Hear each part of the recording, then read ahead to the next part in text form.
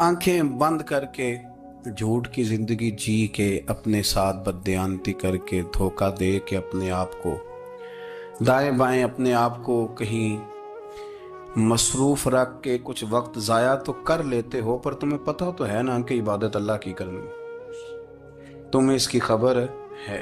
मेरे रसूल पाक अलैहि वसल्लम ने फरमाया, बंदा अल्लाह के सबसे करीब उस वक्त होता है जब वो सजदे की हालत में होता है। किसके करीब होता है? अल्लाह के सबसे करीब होता है। वो बड़ा नेड़े है रब के, बड़ा करीब है, इसलिए कि वो हालत है सजदा में। वो जब सजदे करता है ना, उसकी बारगाह में जब झुक जाता है, आप जरा सजदे की कैफियत देखें ना, जुबान भी यहाँ है, आंख भी यहाँ है, कान भी, अकल भी सारी, इसने सारा कुछ रख दिया सजदे। आप वो कभी पीछे जाएं तो देहातों में कहा जाता था, नाक से नकीरें निकालो। बहुत बड़ी सजा होती थी ना, नाक से नकीरें निकालो, बड़ी सजा होती थी। तो इसने कहा, मालिक मुझे किसी ने कहा नहीं, पर देखना मैंने रख दी सारी अकल सजदे में, और रख के कहा क्या, सुभान रब्बी या अल्लाह, अल्लाह मैं पस्त हूं तो आला है, अल्लाह तू मेरा रब है और तू सबसे आला। इतना, और फरमाया जब ये इस कैफियत में होता है तो फिर ये अपने रब के करीब होता। मेरे नबी करीम अलैहिस्सलाम ने मुसल्ले से दिल लगाने का दर्स दिया।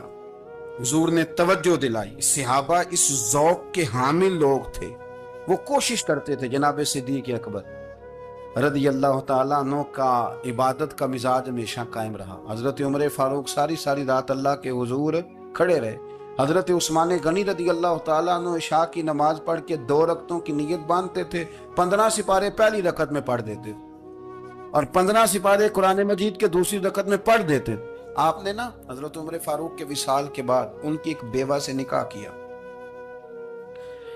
हज़रत उस्मान गनी ने निकाह किया। वो खातून आपके निकाह में आई तो अर्ज़ करने लगी, अमीरुल मोमिनीन, मेरे लिए एजाज़ तो बहुत है कि मैं अमीरुल मोमिनीन की बेवा थी तो अमीरुल मोमिनीन की मनकूहा हो गई हूँ, लेकिन हुजूर न तो मैं जवान हूँ कि मेरे अंदर रगबत होती और ना मैं अब इस काबिल हूँ कि कोई खिदमत कर सकूँ। मेरे साथ निकाह की वजह क्या बनी? उस्मान गनी रो पड़े, फरमाने लगे, मैंने उमर फारूक को मस्जिद में अपने रब से डरते हुए देखा, मैंने उसे रोते हुए देखा, अदल करते देखा, इंसाफ करते देखा, उम्मत की खैर खाई करते देखा। तुम्हारे साथ निकाह इसलिए किया है कि तुम मुझे ये बताओ कि उमर फारूक घर के अंदर अपने रब को कैसे राजी करते, घर के अंदर कैसे राजी करते थे, वो तरीके बतलाओ, तुम बताती जाना और मैं भी उसी तरह घर में इबादत करूं। जिस घर में अल्लाह का जिक्र होता है वो घर जिंदों का है, और जिस घर में रब करीम का जिक्र नहीं होता वो घर जिंदों का नहीं है। घर ना हम ना किताबों में पढ़ते हैं कि एक बुजुर्ग कहते हैं, हज़रत फुज़ैल बिन अय्यास कहते हैं कि मैं एक गली से गुजर रहा था तो घर के अंदर किसी कारी सामने कुरान की आयत पढ़ दी, वली मन खाफ मकाम रब्बिही जन्नता। मैं तो मेरे कानों से टकराई तो अल्लाह ने मेरी काया ही पलट दी, मैं तौबा कर गया। अब घर के अंदर से आवाज़ आए तो सही ना तिलावत की, पर अंदर से आवाज़ आती नहीं, या डेक बजने की आवाज़ आती है, या टीवी चलने की आवाज़ आती है, या धूम मचाने की आवाज़ आती है। इबादत का वो जो ख़ास शौक़ था, वो जो हुस्न था, वो जो तवानाई, वो जो बात थी। एक जगह पे हम बैठे थे तो वहाँ एक साहब आए और उन्होंने आते ही कहा कि मेहरबानी करें ज़रा मुझे मुसल्ला दे दें, मेरे ना कुछ नफल रह गए। तो मैंने वुज़ू कर लिया तो कोई मुसल्ला मिल जाए, मुसल्ला उन्हें दे दिया गया। वो मुसल्ला लेके चले गए तो पीछे एक साहब ने तबसरा किया, कहने कितना रियाकार बंदा है, लोगों को दिखा रहा है कि मैं नफल पढ़ता हूँ, है को बात करने वाली। मैंने उसे कहा, मैंने कहा तू मेहरबानी करना, इस तरह की रियाकारी तू भी कर, पकड़ मुसल्ला और जा, तू भी थोड़ी रियाकारी करके आ, उठ जरा, शुक्र कर कोई ये रियाकार भी मिला है, कोई नफल पढ़ के रियाकारी कर रहा है। अल्लाह का मैं कहता हूँ को पढ़े तो सही ना यार, ये कोई दौर है नफल पढ़ने का? इसमें तो लोगों का मिजाज ही नहीं, तबीयत ही नहीं। मैंने कहा चल मेहरबानी कर, ये ले मुसल्ला और तू भी जा थोड़ी सी, या कार्या रियाकारी करो तो सही ना, मिजाज ही नहीं। ज़ौक़ जुम्मे की नमाज पढ़ के यूं दुनिया भागती है, ओहो हो, पता नहीं कौन सी पीछे आग थी जो बुझाई जाएगी। और आज तक लोग मसला पूछ रहे हैं कि जुम्मे की बाद वाली सुन्नतें कितनी होती हैं। मैंने कहा कितने साल हो गए जुम्मा पढ़ते, कितने साल हो गए, अभी तक सुन्नतों का नहीं पता। ابھی تک نے علم کے پہلے کتنی رکھتے ہیں اور بعد میں کتنی رکھتے ہیں. فجر کی سنتیں کب پڑھنی چاہیے؟ سنو فجر کی سنتوں کے بارے میں. میرے رسول کریم سید عالم صلی اللہ تعالی علیہ وسلم سے ایک صحابی نے پوچھا تھا، حضور میری فجر کی سنتیں رہ گئیں یا رہ جاتی ہیں تو حکم کیا ہے؟ کیا انداز ہے حضور کا. بخاری مسلم کے لفظ سنو. حضور سید عالم صلی اللہ علیہ وسلم فرمانے لگے، اس نے کیا پوچھا تھا، حضور جواب کیا دیتے؟ فرمایا فجر کی سنتیں کبھی نہ چھوڑنا. فجر کی پہلی 2 سنتیں کبھی نہ چھوڑنا. یا رسول اللہ صلی اللہ تعالی علیہ وسلم میری رہ گئی ہیں، رہ جاتی ہیں. فرمایا فجر کی 2 سنتیں نہ چھوڑنا. فرمایا فجر کی پہلی 2 سنتیں مجھے دنیا اور دنیا کے اندر جو کچھ ہے وہ سب سے زیادہ پیاری ہے. فجر کی 2 سنتیں دنیا اور دنیا میں جو کچھ ہیں مجھے وہ سب سے زیادہ پیاری ہیں. اس لیے فجر کی سنتیں نہ چھوڑنا. اپنا ذوق، اپنی طبیعت، ہم نے نا ذوق غلط بنا لیا. اگر 20 بندے کہہ بھی دیں گے تو نے بڑی شاندار تلاوت کیا تو کیا اس سے بنے گا؟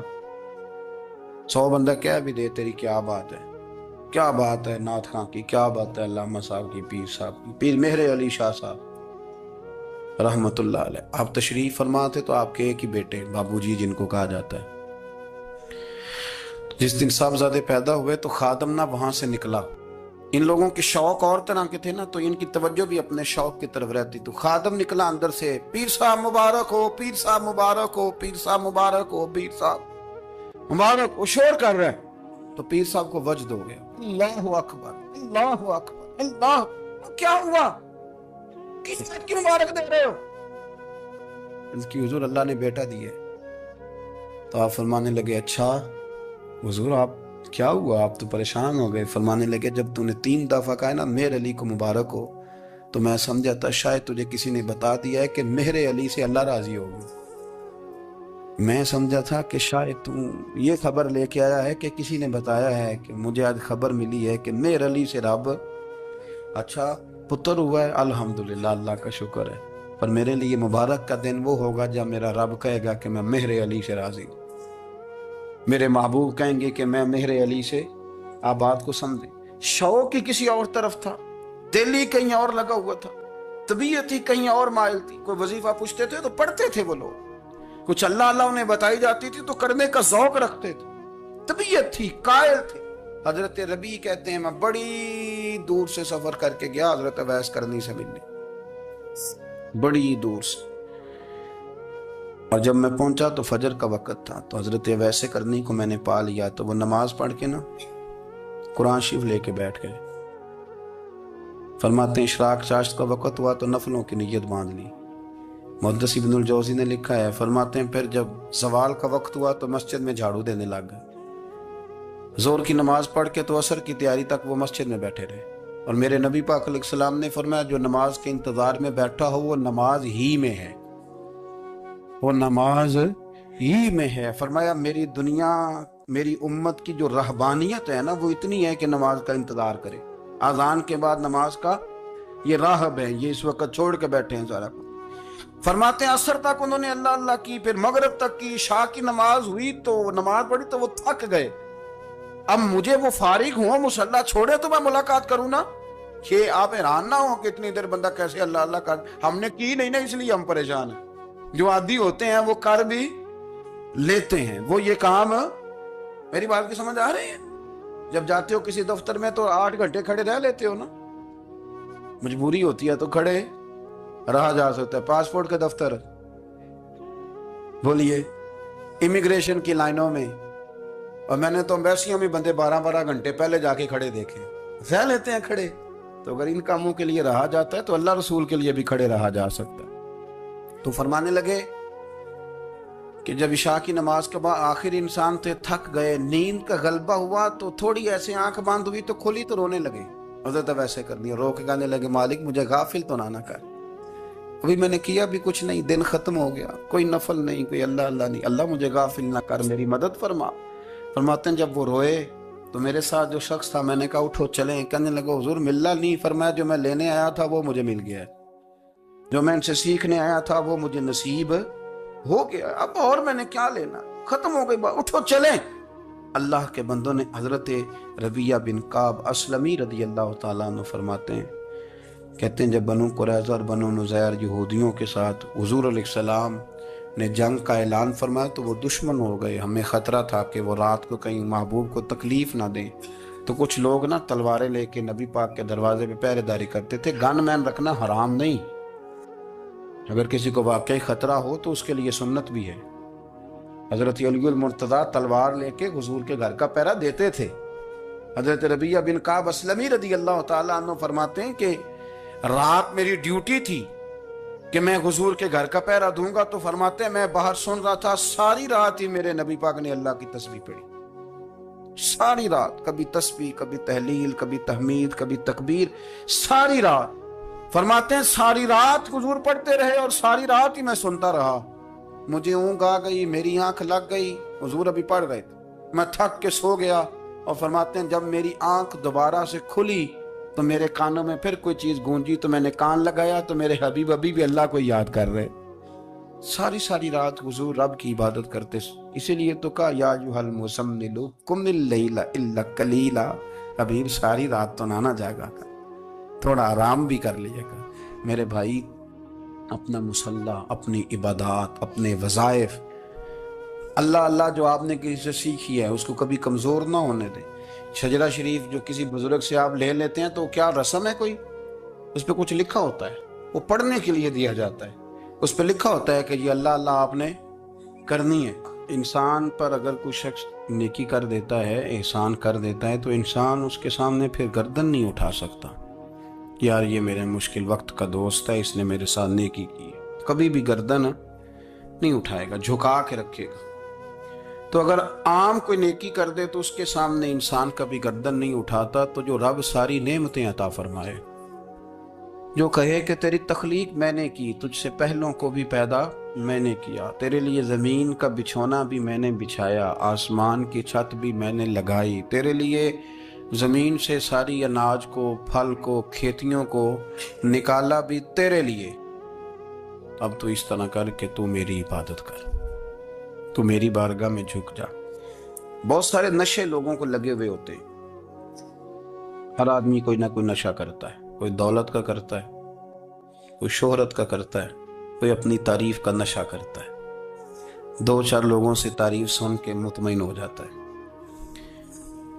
ناراض تو نہیں ہوگی اس جملے سے؟ آپ کرتے ہیں لوگ دولت کا نشہ بھی. یہ جب نقصان ہوتا ہے تو بندے بیمار نہیں ہو جاتے؟ پیسے ڈوب جاتے ہیں تو لوگ بیمار نہیں ہو جاتے؟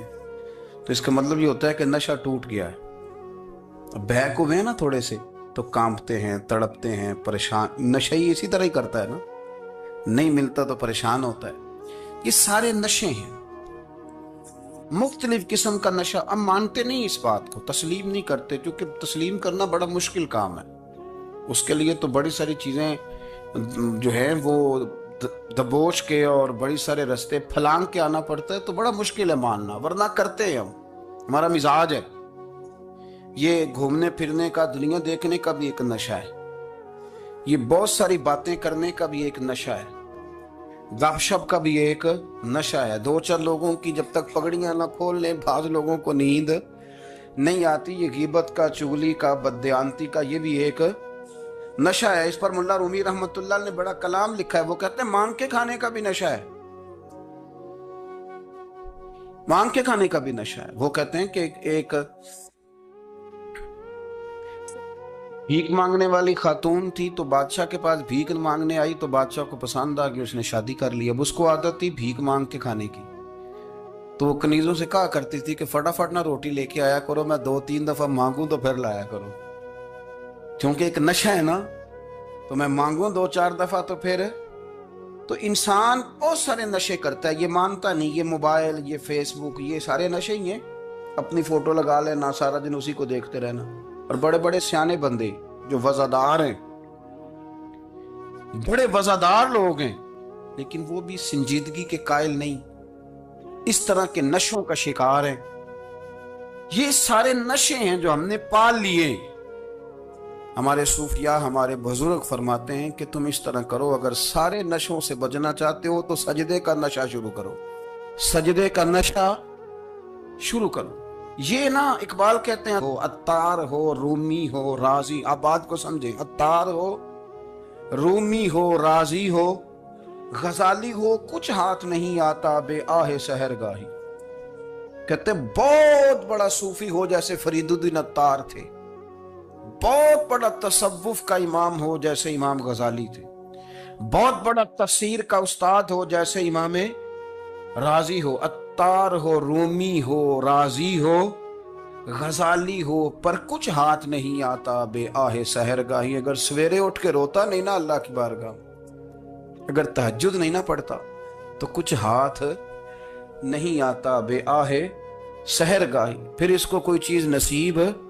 میری بات کی سمجھ آ رہی ہے آپ حضرات؟ جب تک آپ سویرے نہیں اٹھتے، آپ اللہ اللہ نہیں کرتے، آپ کو نوافل کا چسکا نہیں، عبادت کا مزہ نہیں، فرمایا میری عبادت کرو، یہ شوق پیدا کرو، میں نے تمہیں پیدا کیا ہے. ہم لوگوں کے نشے مختلف نشے، بڑا عجیب رنگ ہے.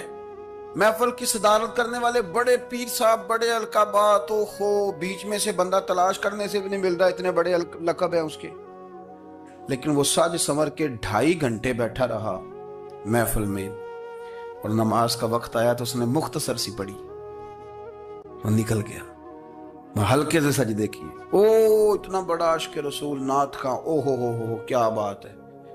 اور عشق رسول کا بہت بڑا پیغامبر، بہت بڑا مبلغ، اور بیچارہ سمجھ ہی نہیں سکا کہ اللہ کے رسول نے فرمایا تو نماز پڑھ میری آنکھیں ٹھنڈی ہو جائیں گی.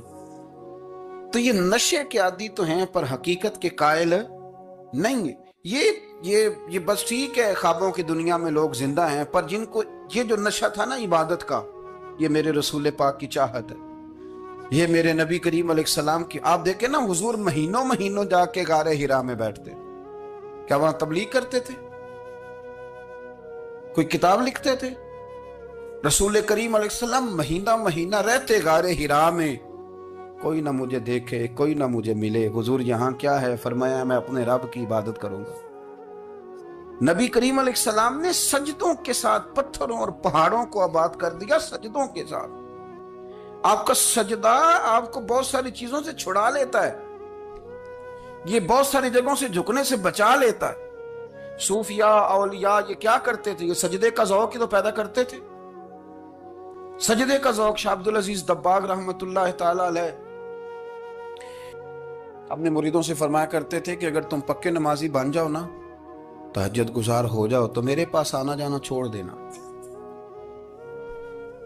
عرض کی حضور کیوں؟ فرمایا میں تمہارے اور رب رسول کے رستے میں رکاوٹ نہیں بننا چاہتا، اور میرا مقصود ہے تمہیں وہاں تک پہنچانا. جب پہنچ گئے تو پھر میری ضرورت ختم ہو گئی. ہاں کبھی وسوس آئے، شک پیدا ہو، تکلیف ہو تو آنا. بیت المقدس پر قبضہ تھا عیسائیوں کا، تو صلاح الدین بڑے پریشان تھے. بابا جی کہنے لگے پتر کیا ہوا؟ کہنے لگے حضور پتہ چلا ہے دشمن کے 2 بحری بیڑے اسلحہ لے کے آ رہے ہیں. مسلمان پہلے ہی کمزور ہیں، اور اب اگر 2 بحری بیڑے اور آ گئے تو حضور مسئلہ بن جائے گا. تو میں پریشان ہوں کہ کس طرح یہ کم مسئلے والی ہماری فوج ہے کیسے مقابلہ کرے گی. تو بابا جی کہنے لگے پتر اس طرح کرنا، آج رات تو بھی دعا کرنا اور میں بھی کروں گا. تو بھی دعا کرنا، آپ ناراض نہ ہونا. ہم تو پیروں والے ہیں، ہم تو پیروں کے نوکر غلام ہیں، ہمارا تو گزارا ہی نہیں، ہمیں تو ملتا ہے سارا کچھ وہاں سے. پر میرا سوال یہ ہے کہ تعویذ لینے جاتے ہو نفل کیوں نہیں پڑھتے؟ رات اللہ اللہ کیوں نہیں کرتے؟ یہ بھی تو ہمارے بزرگوں کا ہی طریقہ ہے، انہوں نے تو ہمیں سکھایا ہے. صلاح الدین ایوبی سے بزرگوں نے کہا کہ رات آج نا اللہ اللہ کرنا، تو میں تیرے لیے دعا کروں گا، تو بھی دعا کرنا. تو بندہ جب دکھی ہوتا ہے تو سجدہ کرتا ہے، تو پھر ہی تو مصلی بھیگ جاتا ہے، پھر ہی تو مزہ آتا ہے. سکھی بندہ تو کعبے جا کے نہیں روتا. دکھی تھے، تکلیف تھی، تو سر رکھا سجدے میں تو تڑپ گئے. اور وہ بابا جی کہتے ہیں میں مسجد آیا تو صلاح الدین چیخے مار کے رو رہا تھا اور کہہ رہا تھا مالک میں کوئی اپنی شان کے لیے تو نہیں نہ لڑ رہا، اللہ کو میں کوئی قبضوں کے لیے تو نہیں لڑ رہا، مالک تیرے لیے لڑ رہا ہوں، مجھے بے آبرو نہ کرنا، میری مدد فرمانا. کہتے ہیں میں آیا تھا کہ مسجد میں دعا کروں گا، پر صلاح الدین ایوبی کو روتے دیکھا تو میں لوٹ گیا. تو سویرے صلاح الدین ملے تو بڑے خوش تھے. میں نے کہا پتر کیا ہوا؟ کہنے لگے حضور وہ بحری بیڑے 2 آ رہے تھے نا اسلحہ لے کے، دونوں ڈوب گئے پانی میں. پانی میں ڈوب گئے تو بابا جی کہنے لگے صلاح الدین وہ پانی میں نہیں ڈوبے، وہ تیرے آنسوؤں میں ڈوب گئے، وہ غرق ہو گئے، وہ جو تو نے مسلح بات کیا تو وہ تیرے آنسوؤں میں ڈوب گئے، وہ غرق ہو گئے، وہ تباہ اتنے قیمتی تھے تیرے آنسو کے بہا لے گئے دشمن کے بحری بیڑوں کو۔ میرے بھائی ٹھیک ہو گیا جی، میرے عزیز سمجھ لیں اس بات کو ہمیشہ کے لیے، اور اس پر غور کر لیں اچھے طریقے سے کہ میرے رسول کریم سید عالم صلی اللہ علیہ وسلم نے نا ہماری توجہ دلائی، حضور نے ہمیں بتلایا، ہمارا ذوق بڑھایا عبادت کی طرف۔ ایک صحابی تھے حضرت ابو فاطمہ رضی اللہ تعالیٰ عنہ، یہ ترمذی شریف کی حدیث ہے۔ نبی پاک علیہ السلام نے فرمایا ابو فاطمہ قیامت کے دن مجھ سے جلدی ملنا چاہتے ہو کہ دیر کے ساتھ؟ تو کہنے لگے حضور کون ہوگا جو دیر سے ملنا چاہے گا، ہم نے تو جان دے دی وعدہ دیدار پر۔ اعلیٰ حضرت فرماتے ہیں جان دے دی وعدہ اور نقد اپنا دام ہو ہی جائے گا۔ مجھے لگتا ہے کہ یہ سودا نقد و نقد ہو جانا ہے، چونکہ ہم نے جان دے دی وعدہ دیدار پر۔ آپ نے وعدہ کیا تھا کہ مریں گے تو پھر زیارت ہوگی، تو مر گئے ہم زیارت کی خاطر۔ جان دے دی وعدہ دیدار پر تو نقد اپنا دام ہو ہی جائے گا۔ اے رضا ہر کام کا ایک وقت ہے، دل کو بھی آرام ہو ہی جائے گا۔ تو حضرت ابو فاطمہ رضی اللہ تعالیٰ عنہ سے نبی پاک صلی اللہ علیہ وسلم نے فرمایا جلدی ملنا چاہتے ہو کہ دیر سے؟ اس کی حضور فٹافٹ ملنا ہے، میں نے قیامت کے دن آپ سے جلدی ملنا ہے۔ تو نبی پاک علیہ السلام نے فرمایا پھر اس طرح کرنا، دنیا میں رہ کے سجدے زیادہ کرنا، پھر سجدے زیادہ کرنا، قیامت میں ملاقات جلدی ہو جائے، قرب ملے گا تمہیں۔ اپنے بچوں کے اندر دیکھیں نا، ہم شوق پیدا کرتے ہیں، ہمیں صحیح لفظ نہیں بولنے آتے پر ہم بچوں میں شوق پیدا کرتے ہیں کہ پتر ڈاکٹر بن جائے گا تو بڑا نفع کرے گا، تو لوگوں کی خدمت کرے گا، ملک و ملت کی خدمت کرے گا، تیرے ابا کا نام روشن ہوگا، تیرے دادا کی تعریفیں ہوں گی۔ ہم یہ ذوق پیدا کرتے ہیں، ہم اپنے نوجوانوں کے اندر یہ فکر پیدا کرتے ہیں، انہیں ہم سمجھاتے ہیں کہ میاں جب تم پڑھو گے، محنت کرو گے تو فلاں آدمی کی طرح تمہارا نام ہوگا۔ یہ جتنا ذوق ہم بچوں کے اندر ان چیزوں کا پیدا کرتے، ہمیں حکم ہے کسی طرح ہم ذوق پیدا کریں کہ پتر نماز پڑھے گا تو اللہ راضی ہو جائے گا، تو سجدہ کرے گا۔ دیکھیں نا میرے رسول کریم علیہ السلام نے فرمایا 7 سال کے بچے کو مسجد لے کے جاؤ، یعنی اسے شوق دلاؤ، اس کے اندر یہ خاصیت پیدا کرو کہ اس کا دل کرے مسجد میں جانے کو، اس کے اندر یہ خصوصیات لاؤ کہ وہ ہمارے ہاں نا ہر چیز کو پرموٹ کیا جا رہا ہے، ہر چیز کو، یعنی سر سنگیت سکھانے کے لیے اکیڈمیاں بن گئی ہیں، ہر شے پرموٹ ہو رہی ہے، عبادت کا جذبہ کم ہوتا جا رہا ہے، اللہ اللہ کا ذوق ہمارے اندر نہیں رہا۔ اور اتنا مشکل ہم نے اپنے لیے بنا لیا ہے کہ وہ بندہ جو بڑی زبردست مذہبی گفتگو کر رہا تھا اور تگڑی بات کر رہا تھا، کیا بات ہے، لیکن نماز کے بارے میں کمزوری دکھا جاتا ہے، نوافل کے بارے میں وہ چپکے سے نکل جاتا ہے۔ امام احمد بن حنبل رحمۃ اللہ تعالی علیہ، مسند امام احمد بن حنبل 14 جلدوں میں ہے مارکیٹ میں، اور مجھے تو خیر پسند ہی بڑی ہے، میں نے تو کئی دفعہ پڑھی ہے۔ اور کیا بات ہے امام احمد بن حنبل کی، کیسے تگڑے قسم کے محدث تھے اور اللہ نے کتنا انہیں اعزاز عطا فرمایا ہوا۔ یہ کوڑے بھی کھاتے تھے دین کی خاطر، سارا کرتا لہو سے بھر بھی جایا کرتا، بڑا اعزاز والا شخص تھے، بڑے اعزاز والے، حدیثیں جمع کرنا، حدیثیں لکھنا، حدیث پڑھانا، سارا دن رہتے تھے۔ کہہ سکتے تھے کہ میں کر تو رہا ہوں کام، اور حدیث بھی موجود ہے کہ عالم عابد سے افضل ہوتا ہے، پر اس کے باوجود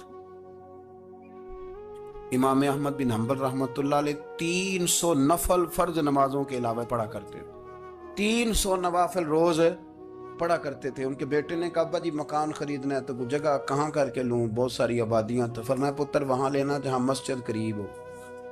میرے رسول کریم سید عالم صلی اللہ علیہ وسلم اتنا پسند کرتے مسجد کو، اتنا پسند کرتے نماز کو، کہ رسول کریم صلی اللہ علیہ وسلم تہجد کی نماز بھی پڑھتے، پھر حضور فجر کی نماز بھی پڑھتے، نبی پاک وتر کو الگ کر کے پڑھتے، عشاء کے ساتھ نہیں پڑھتے۔ یہ تو ہم اس لیے اجازت دی ہمارے بزرگوں نے کہ بعد میں اٹھے گا کون علیحدہ وتر پڑھنے کے لیے، عشاء کے ساتھ پڑھ لیں۔ وتر پڑھتے، تہجد پڑھتے، فجر پڑھتے، اشراق پڑھتے، چاش پڑھتے، پھر مغرب کی نماز کے بعد 6 رکعت اوابین پڑھتے، پھر رات کو صلاۃ اللیل پڑھتے. سیدہ عائشہ صدیقہ کہتی ہیں زمانہ سو جاتا اور میرے رسول مصلی بچھا کے کھڑے ہو جاتے. او یار کھیتی باڑی کر کے نہیں, محنت مزدوری کر کے نہیں. جناب عائشہ کہتی ہیں میں یہ بھی دیکھتی کہ حضور ایک آیت شروع کرتے تو ساری رات اسی کو پڑھتے, اور میری نظر جاتی تو قدم مبارک پہ ورم آ جاتا. یار نماز پڑھ پڑھ کے, اتنی مشقت کر کے, اتنی جد و جہد کر کے ورم آ گیا. یا رسول اللہ اتنی محنت کیوں کرتے ہو؟ فرمایا افلا اکون عبدا شکورا, کیا میں اپنے رب کا شکر گزار بندہ نہ بنوں؟ صحابہ کا ذوق عبادتوں کا, ریاضتوں کا, تلاوتوں کا, طبیعتیں ان کی, وہ ایک دوسرے کو. حضرت مولا علی شیر خدا کرم اللہ تعالی وجہ الکریم کے زمانے میں روم کے بادشاہ نے کہا یار یہ مسلمانوں کا پتہ تو کرو, یہ آخر کیوں اتنے زیادہ مجاہد ہیں. اس زمانے میں جاسوس بھیجنے کا مزاج تھا. اب تو جاسوس پکڑا جاتا ہے, اب تو جاسوسی کا شوق ویسے آج بھی ہے. عرض کروں تھوڑی سی بات اس عنوان سے. پتہ کیا ہمارا مسئلہ ہے؟ ہم جہاں جاتے ہیں نا وہاں تھوڑی خوشبو سونگنے کی کوشش کرتے ہیں.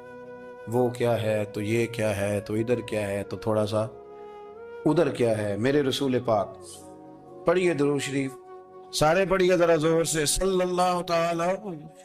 نبی پاک علیہ السلام نے فرمایا جاسوسی نہ کرنا ورنہ تم بندوں کو خراب کر دو, اور فرمایا اس طرح نہ ہو کہ تم کسی کے آپ کھول نہ نکلو تو تمہارے پہلے کھول جائیں. یہ جو ذوق ہے نا یہ ختم کریں, چھوڑیں. مطلب آپ کس چکر میں پڑے ہوئے ہیں؟ اتنی زیادہ توجہ کرنے کی کیا ضرورت ہے؟ نے کام سے کام رکھیں, اس میں بندہ تھوڑا سا نا آسان رہتا ہے. یہ جو بہت زیادہ ٹٹولنے والے لوگ ہوتے ہیں نا وہ بےچارے پھر عمر ٹٹولتے ہی گزار دیتے ہیں, اس لیے کہ مزاج ہی بہت پکا ہے. بوری کا منہ کھول کے اندر تک ہاتھ ڈالنا, تو پھر کئی دفعہ سامنے سے بچھو بھی لڑ جاتا, خرابی ہوتی. تو جاسوسی کی جاتی تھی. اس نے بھی جاسوس بھیجے کیونکہ قبیلوں کے لوگ تھے, کچھ مسلم کچھ کافر, پہچانے نہیں جاتے تھے لوگ. تو کچھ لوگ اس نے بھیجے, انہوں نے آ کے نا تحقیق کی, ریسرچ کری کہ آخر ماجرا کیا ہے. تو واپس جا کے انہوں نے رپورٹ دی نا روم کے بادشاہ کو. اس رپورٹ کا ایک جملہ بڑا شاندار ہے. وہ کہنے لگا بادشاہ ہمیں مسلمانوں کی کوئی سمجھ نہیں آئی, ہمیں کوئی سمجھ نہیں آئی. انہوں نے کہا کیوں نہیں سمجھ آئی؟ کہنے لگے یار عجیب بندے ہیں, جب رات مصلی پہ بیٹھتے ہیں تو یوں لگتا ہے ان کا دنیا سے رشتہ ہی کوئی نہیں, کوئی کسی کو نہیں جانتا. کوئی اپنے دکھ سنا کے رو رہا ہے, کوئی اپنی بات کر کے رو رہا ہے. لگتا ہے کہ ان کا کوئی رشتہ ہے ہی نہیں جب مصلی پہ بیٹھتے ہیں.